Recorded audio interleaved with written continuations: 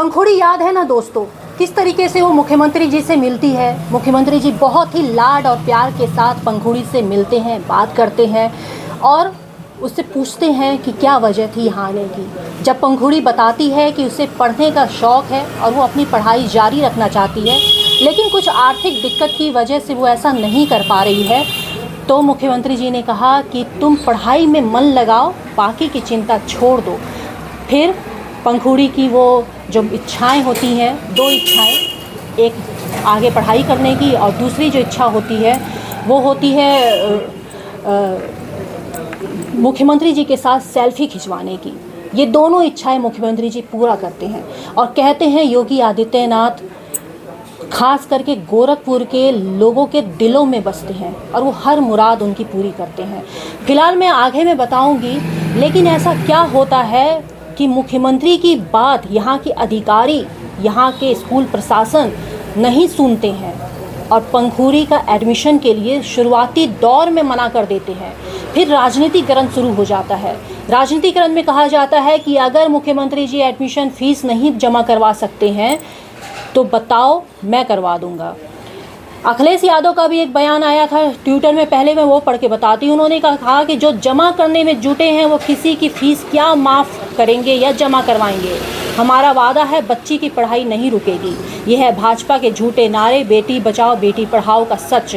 जब से ये अखिलेश यादव ने पोस्ट वायरल किया, लगाया अपने एक्स हैंडल पे, उसके बाद ऐसा हुआ कि आनन फानन में जो अधिकारी, जो स्कूल प्रशासन एडमिशन के लिए मना कर दे रहा था कि मैं नहीं करवाऊंगा, ऐसे तो हर कोई जनता दरबार में जाता रहे और सबका मैं एडमिशन करवाता रहूं, वो सब यू टर्न लेकर आते हैं अब पंखुड़ी का एडमिशन करवाने में राजी हो जाते हैं। फिलहाल मैं जानूंगी पहले दिन से कि क्या क्या हुआ था। पहली बार जब तुम मुख्यमंत्री जी से मिली थी, क्या बहुत अच्छा लगा होगा उस टाइम? तो हाँ, उस टाइम कैसा लगा था? उस टाइम बहुत अच्छा लगा था, लेकिन जब वो पहले आए तो बड़ा सा डर सा लगा था, लेकिन जब वो थोड़ा पास आए और उन्होंने बहुत अच्छे तरीके से बात किया तो डर नहीं लगा। डर नहीं लगा। क्या बात हुई पहली बार? पहले तो उन्होंने मेरा अनुरोध पत्र मांगा और पूछा क्या समस्या है। तो मैंने कहा सर समस्या ये है कि मेरे पापा के पैर में चोट लग गई है, मेरी मम्मा काम करती हैं, भैया को पढ़ाती हैं, मुझे पढ़ने के लिए आपकी सहायता की ज़रूरत है। तो क्या कहा उन्होंने फिर? उन्होंने कहा कि इसकी फ़ीस की जल्द से जल्द व्यवस्था करवाई जाए और पढ़ाई करती हो ना, उन्होंने मुझसे पूछा। मैं बोला हाँ सर। फिर उन्होंने कहा कि पढ़ाई करो, फ़ीस की चिंता मत करो। उसके बाद फिर क्या हुआ? फिर उन्होंने मुझे चॉकलेट दिया और मेरी एक विश भी पूरी करी। कौन सी विश थी वो? मुझे फ़ोटो खिंचवाना था उनके साथ, तो उन्होंने फ़ोटो भी खिंचवाया। अच्छा, फ़ोटो खिंचवाना था मुख्यमंत्री जी के साथ, फ़ोटो खिंचवाया। उसके बाद फिर वहाँ से चली आई? हाँ। फिर उसके बाद एडमिशन की क्या प्रक्रिया थी? क्या कहीं से कोई फ़ोन वोन आया? तुम लोग स्कूल प्रशासन से मिले, कुछ हुआ? अभी तो नहीं आया था फ़ोन, पर फिर प्रिंसिपल ऑफिस में हम लोग लेके गए थे एक एप्लीकेशन। तो मुख्यमंत्री से मिलने के बाद? जी, यही कल 5 तारीख को। तो उन्होंने वो एप्लीकेशन नहीं स्वीकार किया। पहले तो वो राउंड पे निकले हुए थे, बाद में वो आए तो एक सर को लेके आए थे, गिरीश पांडे सर को। और फिर उसके बाद वो बैठे, जैसे ही सारे अभिभावकों से उन्होंने बात की। फिर लास्ट में उन्होंने जैसे ही मेरा पर्चा देखा, समझ गए ये सीएम साहब वाला वो है। इस वजह से वो कहे कि 10 मिनट बाद हम आ रहे हैं। आधे घंटा बाद वो आए और वो किसी से बात करके आए थे, कोई डॉक्टर से। तो वही बात करने के बाद आए तो बड़ा उन्होंने रूडली बात किया था मेरे फादर से कि आप कैसे इसको जनता दरबार में भेज दिए, इस तरीके से नहीं भेजना था, पहले आप मुझसे बात करती थी। पर पापा ने कहा कि हम आपसे बात तो किए थे, आपने कहा था कि 3 बच्चों पे ही फ़ीस माफ़ होती है। तो उन्होंने कहा नहीं ऐसा कुछ नहीं है, हमारे यहाँ ऐसी कोई भी नहीं है, कोई ऐसी सुविधा नहीं है कि हम तुम्हारी पूरी फ़ीस माफ़ करें। कि हम 1 साल के लिए तुम्हारी, जैसे कि 1650 रुपये है, तो हम 600 तुम्हारा माफ़ कर देंगे, वो भी सिर्फ 1 साल के लिए। तो मेरे फादर ने कहा सर पर मुख्यमंत्री जी ने तो कहा है कि 12वीं तक माफ़ करना है।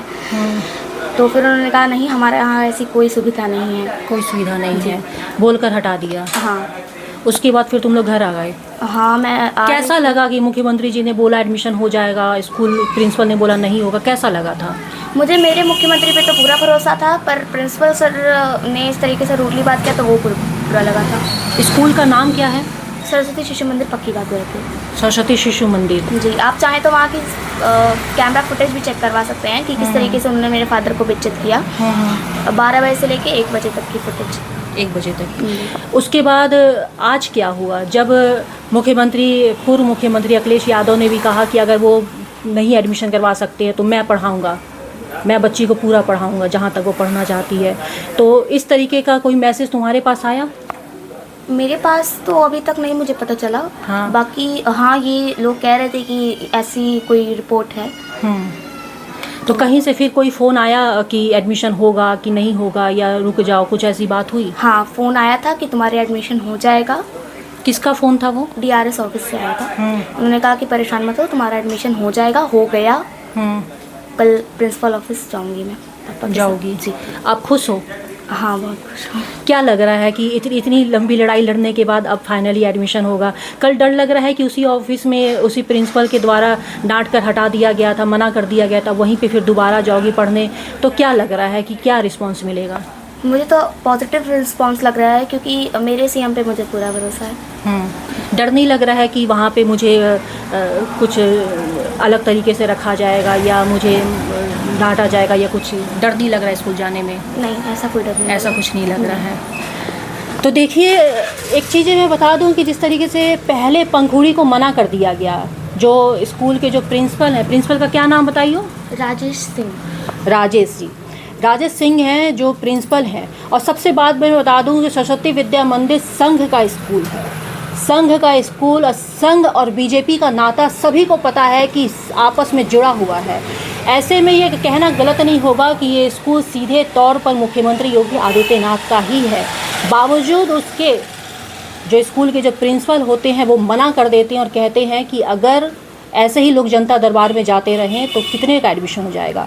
एक मैं आपको रिकॉर्डिंग सुनाना चाहूँगी, इसमें उसी प्रिंसिपल से मैं बात कर रही हूँ। वो प्रिंसिपल कह रहे हैं कि ऐसा कुछ हुआ ही नहीं था, उन्हें पता ही नहीं था कि किस तरीके से मुख्यमंत्री जी का आदेश था और एडमिशन करवाना था, और आदेश है तो करवाना तो है ही।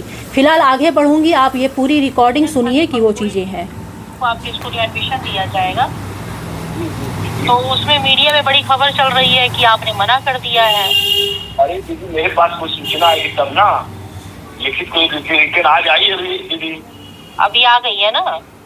आज आई है दीदी। हाँ, तो वही मुझे पता चला कि सूचना आ गई, क्योंकि DIOS की तरफ से सूचना स्थानांतरित कर दिया गया था।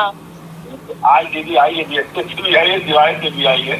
हाँ, वही काम तो माननीय मुख्यमंत्री जी को जनता प्रसन्न है, जब माननीय संज्ञान में लिए तो वो शासन से आना चाहिए ना। जी अपना नहीं है जी, नहीं, वो सब चीजें सही है। जैसे कि चीजें आ रही थी मीडिया में कि आपकी तरफ से मना कर दिया गया है। अरे तो जानते हैं ये मीडिया को तो मतलब प्रस्तुत करता है। हाँ, तो इसीलिए तो मैं जो सही है वही मैं बताना चाहती हूँ ना। तो क्योंकि लेटर अब आप तक आ गया है, आपके संज्ञान में है। हाँ, बता दीजिए क्या पत्र आया है शासन का, ठीक है ना? हाँ। अब तक आए नहीं, तो आए नहीं तो मुझे क्या हवा में कैसे मैं बता दूं क्या है कि नहीं? हाँ। तो एक वीडियो इंटरव्यू नहीं हो जाता हमारे बीच में? नहीं दीदी, हो गया दीदी, हो गया, कोई दिक्कत नहीं दीदी। एडमिशन पत्र आ गया तो हो जाएगा। एडमिशन हो जाएगा ना? अरे दीदी, क्यों नहीं होगा? शासन में पत्र आया क्यों नहीं होगा? अच्छा। तो अब साल भर की बच्चे आते हैं प्रतिवर्ष, मेरे यहाँ 19 बच्चे आरटी की साथ आते हैं प्रतिवर्ष। जी। और प्लेवे से लेकर के ईयर तक 11 वर्ष पढ़ते हैं बच्चे। कितने बच्चे होंगे? 19 बच्चे प्रतिवर्ष, 11 साल में कितने हो गए? जोड़ लीजिए आप, 300-350 बच्चे प्रतिवर्ष आरटी की साथ आते हैं। उसमें बीसवा आ जाता है, हमको क्या करना है? हाँ। है कि नहीं है? जी। वही है, इससे मेरे पास आना चाहिए ना।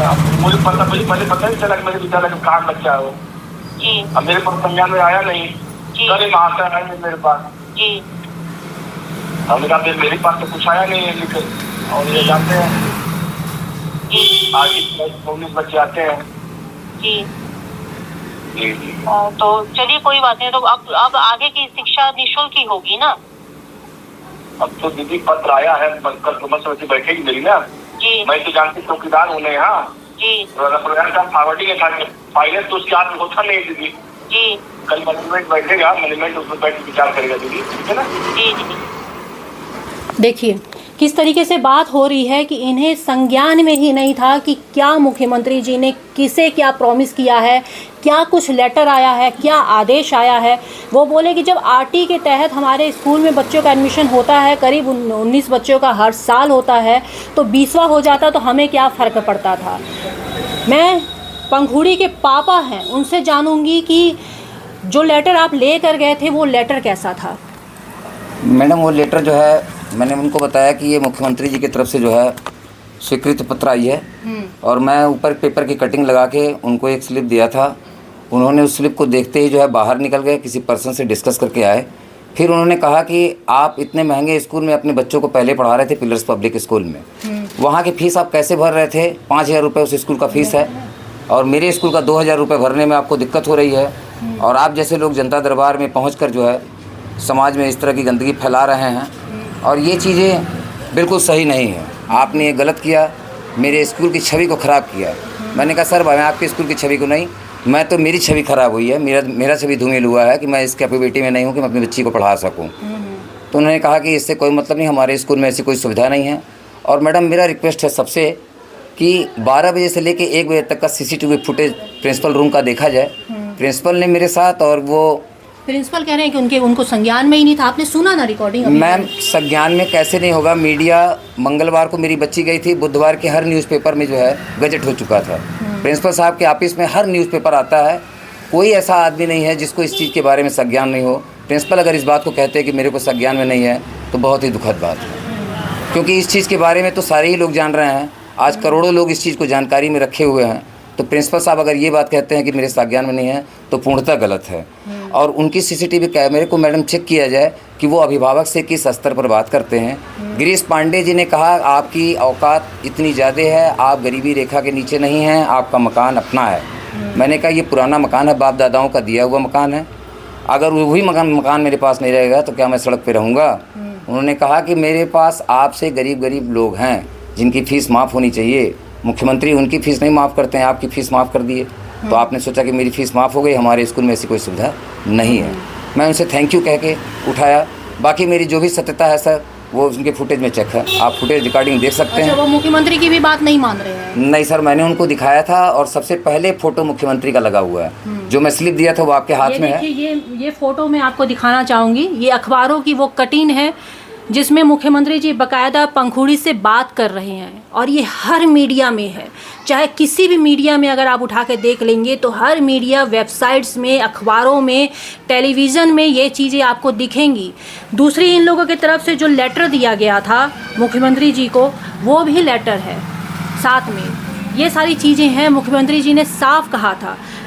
दोस्तों एक चीज़ हो जाती है कि मुख्यमंत्री जी अगर किसी बात को गंभीरता से लेते हैं, उनके अंदर इतनी ज़्यादा ममता है बच्चों को लेकर, जब भी वो बच्चों को देखते हैं तो आपस में खेलने लगते हैं, चॉकलेट्स देने लगते हैं, मुस्कुरा कर देखते हैं। ऐसे में जब मुख्यमंत्री जी ने कह दिया कि पंखुड़ी का एडमिशन होगा तो मतलब हो जाना चाहिए। दोस्तों एक चीज़ मैं और दिखाऊंगी, अभी जो बताया कि किसी भी माँ बाप के लिए इतना आसान नहीं है कि ये कह देना कि मैं सक्षम नहीं हूँ अपने बच्चों को पढ़ाने के लिए। मैं घर की स्थिति भी दिखाऊंगी थोड़ा। मैं चाहूँगी कि आप थोड़ा सा मोबाइल कैमरा करके दिखाएं घर की स्थिति। ये घर है इनका, ये पुश्तैनी घर है इनका। घर की स्थिति देख लीजिए, क्या कुछ बताती है। ये अपने आप में है कि किस तरीके से ये घर है, और छोटी सी एक दुकान इसी घर में ये चलाते हैं।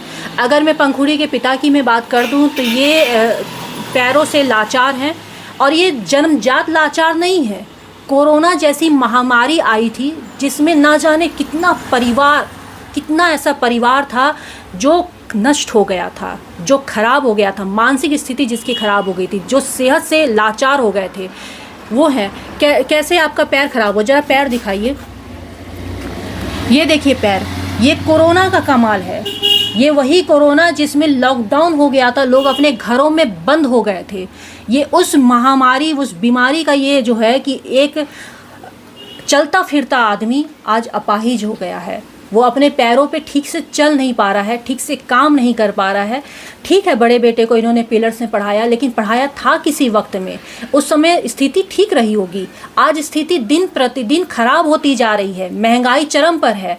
ऐसे में जानना चाहूँगी कि क्या कैसे आपका ये पैर और सब चीज़ें। हाँ, कोरोना पीरियड में मैं इससे पहले जो है लखनऊ में अपने बच्चों को पढ़ाता था। कोरोना पीरियड में जो है काफ़ी समय तक कोरोना पीरियड रहा, तो साल भर तक मैं लखनऊ में रहा कोरोना पीरियड में ही।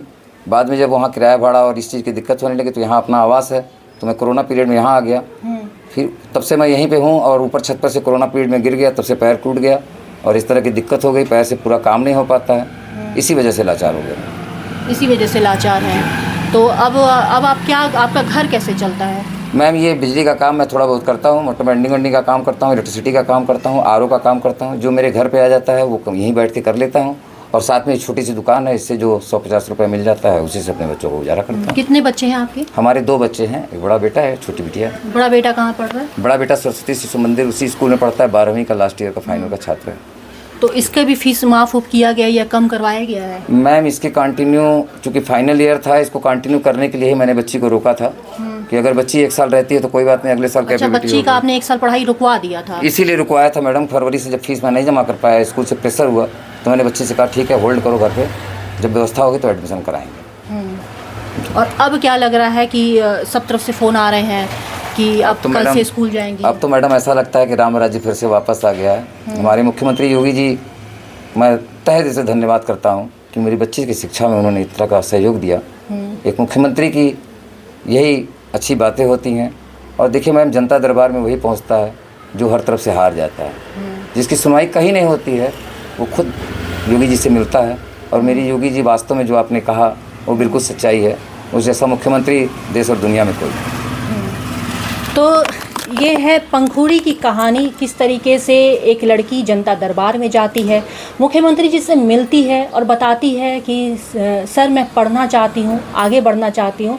और मुख्यमंत्री जी जैसे हमेशा बच्चों के साथ मिलते हैं, घुलते मिलते हैं, उन्होंने पंखुड़ी के साथ सेल्फी ली, चॉकलेट दिया और आश्वासन भी दिया कि तुम्हारी पढ़ाई नहीं रुकेगी, मैं आश्वस्त करता हूँ। और स्कूल को भी ये सजेस्ट किया गया कि पंखुड़ी की आगे की पढ़ाई पूरी होगी, फ़ीस नहीं लिया जाएगा।